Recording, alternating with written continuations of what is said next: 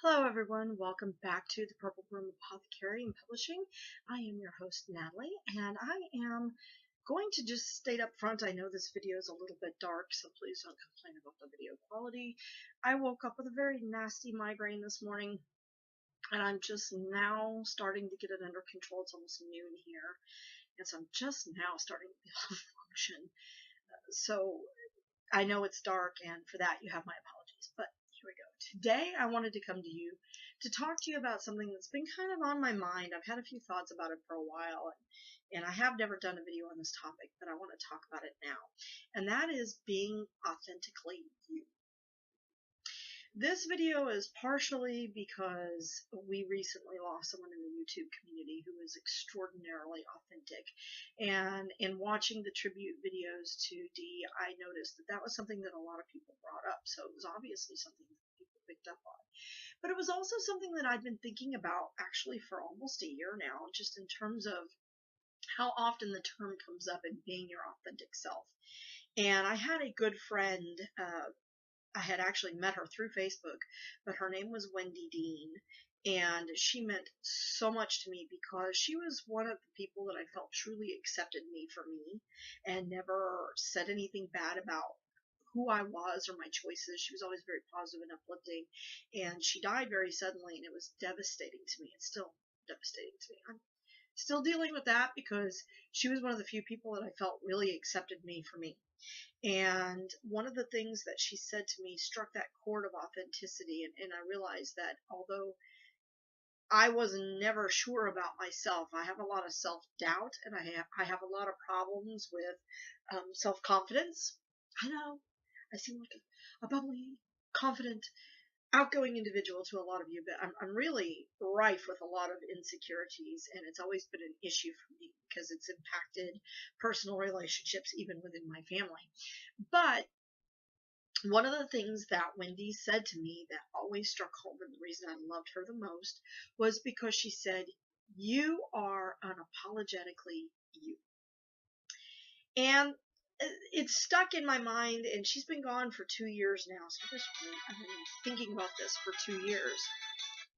But one of the things that I wanted to talk about is authenticity today in a world of YouTube and Instagram and Facebook, where everyone is so connected, and yet so apart from one another. I've realized that a lot of you who have come to mean so much to me live in other states and other countries, and I never ever actually see you or get an opportunity to meet you in person. And I do believe that there is something different in the physical meeting than there is just in talking to somebody on Facebook or YouTube, because often we present a part of ourselves that we want people to see. And that's what I want to get to, is that I really believe that people are multifaceted, like a diamond. We're all diamonds. We all shine and sparkle at different angles and different lights. And sometimes we look very dull, and sometimes we shine very bright. And showing people those different faces does not necessarily make you inauthentic. Okay? We have moments and seasons and times, and I think a lot of times when you present one specific side of yourself to people all the time, and then they suddenly see another side of you that maybe they perceive as bad or weak or something like that, they suddenly go, "Oh, you are so inauthentic. You are not yourself, and how you've presented yourself as somebody that you're not." And I don't necessarily believe that, and I've been accused. I have accused people of doing that. I don't know if I've been accused, actually. I tend to try to stay off the drama that goes on in the community. So when I hear about that going, I just kind of tend to back away from it because I find it very emotionally draining. And it's very easy to get caught up in drama, so I try to avoid that when possible. But one of the things that I do think is that a lot of times we get offended because somebody has, in our mind, disillusioned us about who they were. And I don't think that's necessarily the case. When you are truly your authentic self, you show all sides of yourself. People are going to see multiple aspects to your personality, some that they may not like. We all have light and dark within us. And I think a lot of times we want to focus so much on the light, the light, the light, the positive, the positive. We never want to see the dark. But you can't appreciate the light without the dark. And understanding the personal struggles that some people go through in their lives, I think gives us a far greater appreciation for the light that we see within one another. And one of the people that I think is someone who is very authentic in that manner is the lovely Joey Morris. I think Joey has been very open through a lot of her videos and allowing us to see that raw and ugly side of things. She has admitted when she's been wrong about things. She's admitted that she's been scared. And I think that it's very good to do that, because especially when people are seeking mentors, they expect you to be somebody here. And sometimes you're somebody here. And when those two aspects of yourself are incongruous, somebody who's so locked into this aspect of you that they can't appreciate this aspect of you suddenly feels like you've fallen out of their graces. And I think when someone has come to see you as a mentor or a teacher, you tend to want to hold those higher ideals for them all the time, which can be a strain. You know, you need to remember, and others who look to teachers, and this includes myself looking to my mentors, need to understand that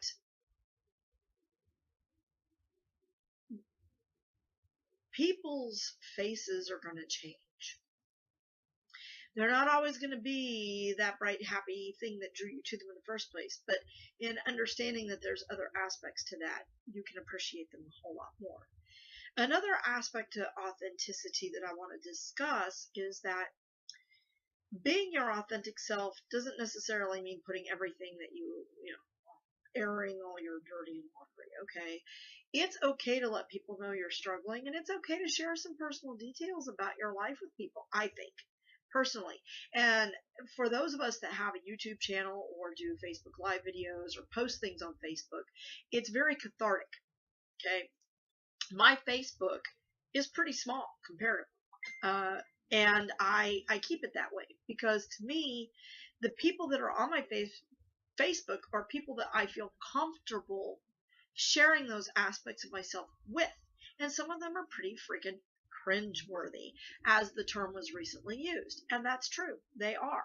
But for me, it's a catharsis, it's a process, and getting feedback from people helps me to process that even further and deal with it and move on from it. And I think some people don't understand that. They think that you're putting all your dirt out there for everybody in the world to see.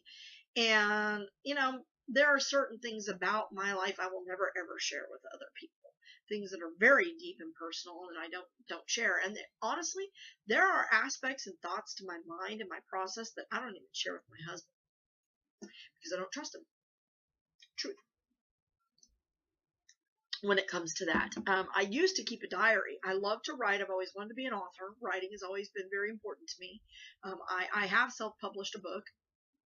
I will be self-publishing more, but it's one of those things that having a diary was very important to me. It was a way that I could say things I would never ever say out loud, but I could get those feelings out of me. And one day my husband found my journal and read it. He said it just magically popped out of the drawer and fell open on this page, and he saw fit to, instead of pick it up, close it, and put it back, read it.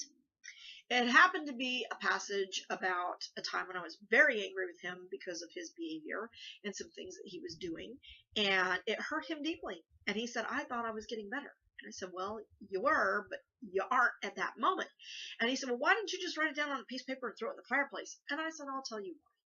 Because I write this book for me, because I can go back and reread passages and look at how I've processed what I've been through and see how far I've come. See, this book isn't about you or what you've done or what the kids have done. This book is about me and my healing.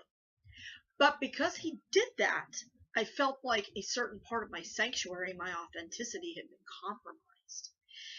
So in a way, Facebook kind of became the new journal because he doesn't believe in social media and he doesn't have a Facebook, and there's no way he's going to see it unless he screenshots and shit and sends it to him, which I'm hoping nobody on my Facebook would ever do. But again, I see Facebook as my soul family. The people that are on there are people that I personally pick and choose, and I keep it very tight because I want to be able to share the frustrations that I have, and the anger, and the happiness, and the joy, and everything else with people that I feel actually give a shit. So, I don't want anyone to ever think that I'm just always a happy-go-lucky, bouncy little person. I can be, but I'm also a deeply sad, disturbed, and depressed individual at times. It's normal. And anytime we show these faces, we're not being inauthentic. I think it's inauthentic to hide it.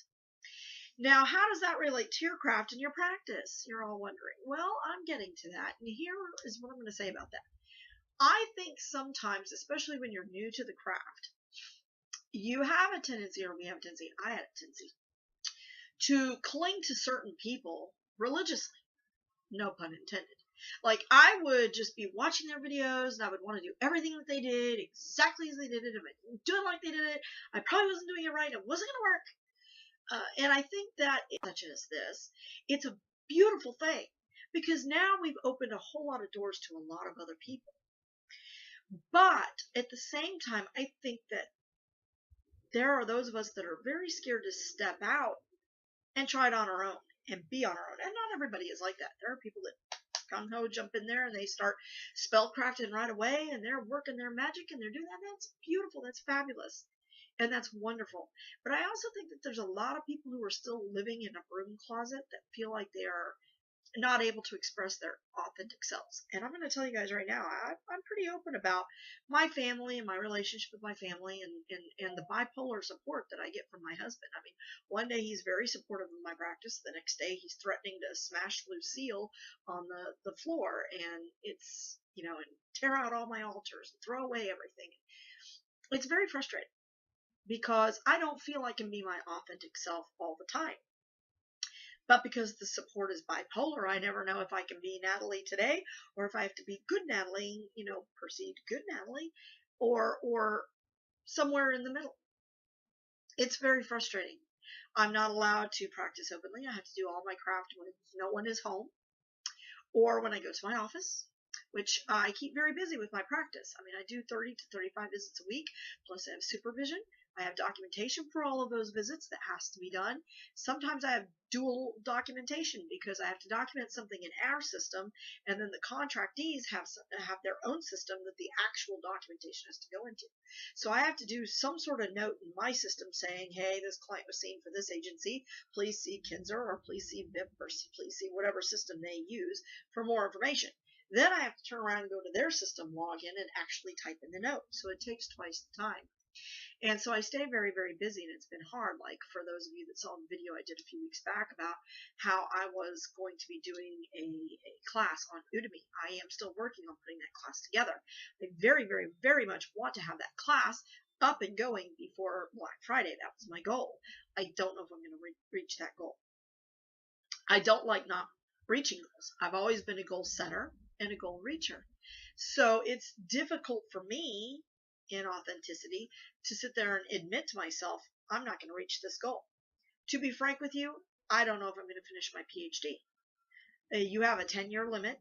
It's coming up on 10 years this next year. I have 3 classes left, but I don't know if I'm going to have the time and money, and I certainly don't want to take out any more student loans. I've got over $350,000 worth of student loans. I'll never pay them back till the day I die. So I don't know if I'll be able to finish that, and it bothers me deeply that I have set a goal. I've come very close to achieving it, and it's not through my inability, intellectually, that I'm not going to meet the goal. It's the fact that there are other forces that are keeping me from meeting the goal. That's frustrating. But it's the same thing with the class. It's frustrating because I feel like there's other forces working against it, and it makes it very, very, very difficult to do that. So in sharing that experience with all of you, I'm trying to share a part of my authenticity. If I don't know something, I'm going to tell you I don't know something, folks. And I don't know everything. And a lot of times when people ask me a question, I'll be like, I don't know. And I go and I research it. And that's one of the things that I like to tell everybody is don't just rely on other people for your answers. Do your own research, folks. Get out there and find things and live yourself, and don't be afraid to hide your face, to hide your face. Don't be afraid to show your face. Don't hide aspects of yourself because you don't want people to not like you. You need to be able to be authentically you all the time with everybody. And if somebody loves you and respects you, and that's so much more important than love, if someone respects you, then they're going to accept those moments and those times when your face is dark. And they're going to take it. And they're going to love you the more for it because you're sharing your authenticity with them. And I think that we are drawn to those naturally who are authentically themselves. So go out and be you. Don't be afraid to be who you are. Don't be afraid that you might offend someone when you're not always the person they think you are, because we change. We're like water, we flow. And sometimes we tidal, and sometimes we just sort of roll, and sometimes we lull. And that's just how it is. It goes along with life. So go out, live your truth, be yourself, be authentic, and be happy with who you are. And if those that are around you can vibrate at that frequency, they're going to stay with you. And if not, they're going to fall away. And if they do, mourn the loss, but move on. Don't let it rule who you are. Because sometimes we're afraid of letting go of people and things because we think we have to fight for it, when really it's just not worth the cost. So be you and don't be ashamed. And blessed be.